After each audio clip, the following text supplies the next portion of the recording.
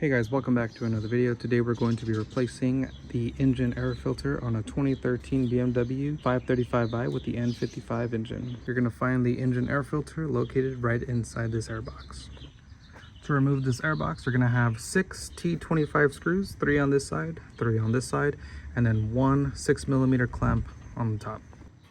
Starting with the clamp, we'll just loosen this up. You don't need to remove it all the way, just have it loose like this. This is the part number for the engine air filter.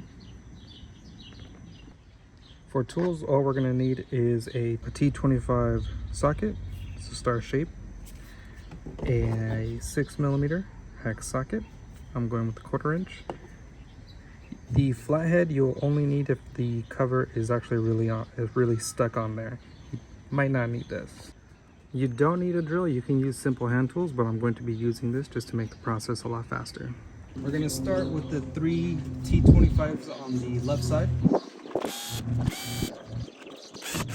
Now you're going to notice they're not going to come out. They'll actually stay inside the airbox. Just go ahead and lift them up and give it a quick twist just so they stay up in place like that. And now the last 3 screws right here on the right side. Now you're going to notice obviously they don't come out.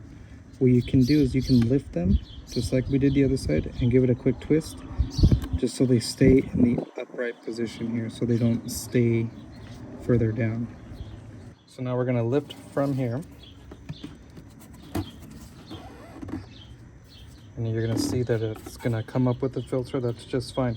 Now sometimes this coming out undone can be really stuck, so getting your flathead screwdriver here, you just pry in a little bit, helps you get the lifting process started. So now we're going to continue to just lift, and we'll just wiggle this back and forth a little bit until it comes out. Now as you're transporting this, make sure not to flip this upside down as you're moving it around, because even though these screws aren't supposed to come out, sometimes the tolerances in between here can be really loose and they can come out. They're not supposed to, but sometimes they can, so just move it around like this, not upside down. We'll go ahead and just remove the old filter. And now we're going to go back to the airbox and just vacuum and clean up everything inside.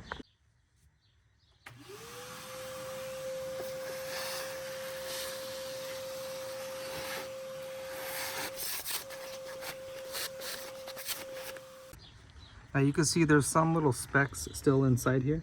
Some of it's kind of hard to get out with the vacuum. So if you get like just lightly wet, a little paper towel, you can come in here and just really pull everything out. This is not necessary, you don't need to do this, but in case you're wondering how you can try to get everything out, coming in here like this will usually help out. Again, not necessary, you don't need to do this. Just a quick vacuum is good enough. Now the new filter is going to have this on one side and it's not going to be on the other. The part with the extra padded foam here is going to go on the back side over here. You just place it in, make sure it sits inside of the airbox. What I mean is sometimes in the edges here it'll stick out, so just make sure it goes inside. And just push it in all the way across. Make sure the back side goes in. And now before we install the airbox back into the intake tube, we want to make sure this part here is cleaned and lightly lubed. The reason being is sometimes this can get really hard to get back inside that hole. So I've found it whenever it's clean, you get a really light spray of WD-40, just like that, and just work it all the way around. Just a light coat, nothing crazy.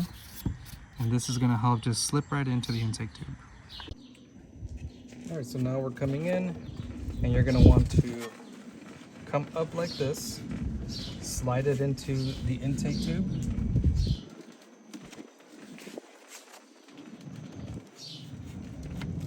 Kind of wiggle it back and forth until it's seated, and then you can come on down.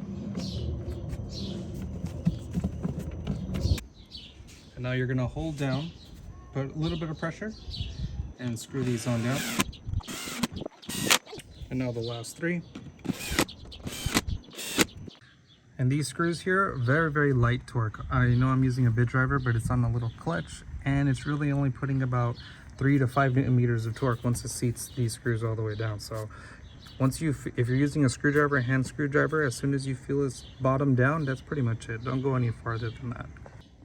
The last step is to tighten down the clamp. Now this clamp actually does have a position where it's supposed to be. You'll find it's going to be right around here, and you'll know that there's this little indent right here. You see this little indent right here? It's very subtle, very small, but this right here that sticks out, that clamp is going to stop around right there. That's what that little divot is for. That's where the clamp is going to stop. So you can hold it here with one hand and drive it down with the other. And that's it. Alright guys, so that's the end of the video. If you learned something, if I helped you save some money, consider subscribing to the channel and click right here to see how to replace the cabin air filter on this same car. As always, I'll see you in the next one.